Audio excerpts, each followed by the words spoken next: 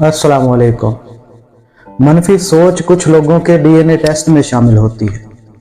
आप उन्हें दुनिया की कोई बेहतरीन बात भी बता दें तो वो उसमें भी कोई ना कोई खामी ढूंढ निकालेगी। अगर आप बेहतर इंसान बनना नहीं चाहते और ख़ुद को तब्दील या कोशिश करने का इरादा नहीं रखते तो आप कभी भी तब्दील नहीं हो सकते और ना किसी बड़ी आदत को तर्क कर सकते हैं और किसी नुकसानदेह चीज़ या शख्स से दूर रह सकते हैं और ना ही अपनी ज़िंदगी या तर्ज ज़िंदगी को बेहतर बना सकते हैं। ऐसे मुस्तकबिल और उस शख्स के बारे में सोचते हुए जो आप बनना चाहते हैं, आपको उस शख्स तक पहुंचने के लिए वक्त का तयन करना होगा और उस पर अपना वक्त और मेहनत सर्फ करनी होगी ताकि आपको आखिरकार कोई नतीजा मिले।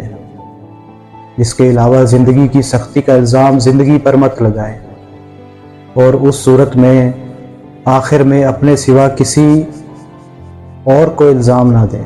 ये जो दुख होते हैं बहुत ज़रूरी होते हैं, यही हमें अल्लाह से जोड़ते हैं। जब जब हम मुसीबत में होते हैं या तकलीफ़ में, तब हमारे अंदर सजदों की तड़प और बढ़ती है और रब के आगे रोने से गम सुकून में बदल जाता है।